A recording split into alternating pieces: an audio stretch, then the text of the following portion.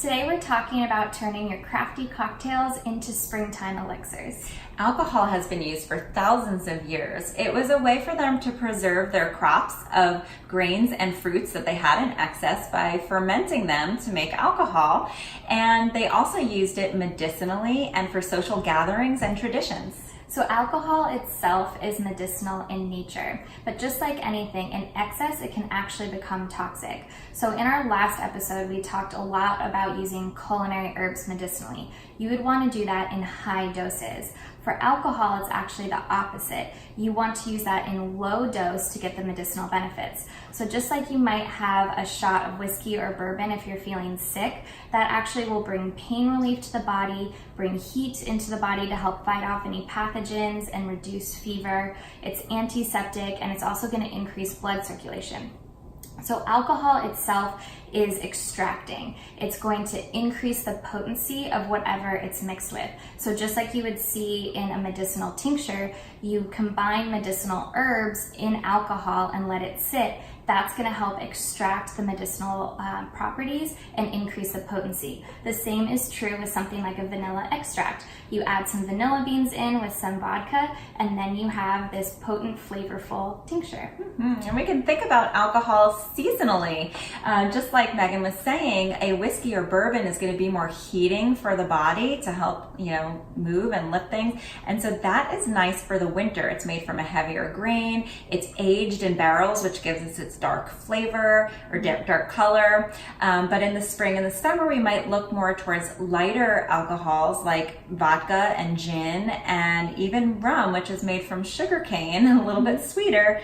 And so another thing we can do to turn our cocktails into these fabulous elixirs we're talking about for springtime is adding fresh herbs and berries. And so the alcohol is actually going to help extract those even more, all the healing properties from that. Very springtime. If you're not into alcohol, if you're staying away, then make a mocktail and do the same thing, just using bubbly water. Enjoy the colors and the refreshment and the bubbles. And that would be so good for any kind of party or social gathering, which usually is paired with alcohol, which again has been a practice done in society for so many hundreds and thousands of years, because it helps to pull us out of our shells and help reduce inhibitions to increase social interaction. And that's really important for our health as well. We're so dynamic as humans. We're not just a physical body. We need to make sure we nourish our soul as well.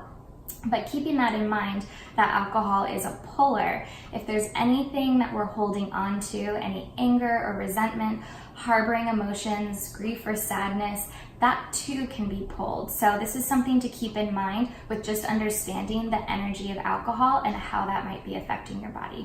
And let's think about our mixers. We're already starting with the sugary alcohol. And so when we mix, we want to make the mix not sugary. So the best thing you can do is go for straight soda water, seltzer, and stay away from those sugary sodas, especially the ones that are, the high fructose corn syrup, just poor quality sugary soda. That's just going to amplify the sugary content of that soda. So stay away from that. Something we did learn to love is tonic water. Tonic water contains quinine. Quinine is a bark that is used to fight malaria back in the day. We learned to love the flavor of it. Pairs well with gin for a gin and tonic and that juniper berry flavor. It's great for the spring. Add some herbs to it, but make sure you stay to a quality tonic water. So there's poor quality tonic water that's packed with high fructose corn syrup and a whole bunch of other stuff. And there's higher quality tonic waters, which are just more straight ingredients. So look for that. Quality matters. Also in your alcohol.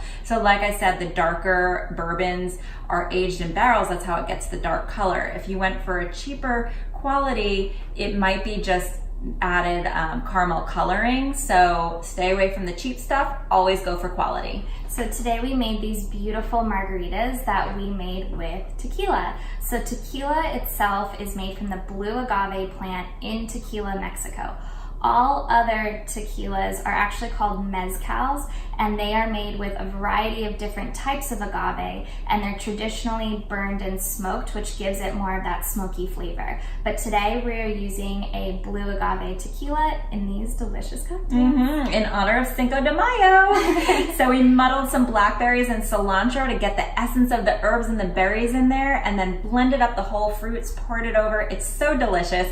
Go to our website, Simply-Seasonal, sign up for our emails, follow us, get these delicious recipes. Yeah, well, that sounds simple enough. Because it's simply seasonal. Cheers!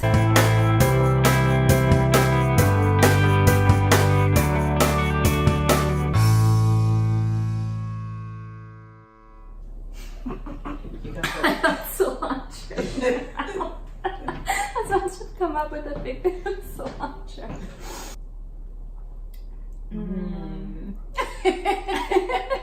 It needs ice. Yeah. It's like room temperature now.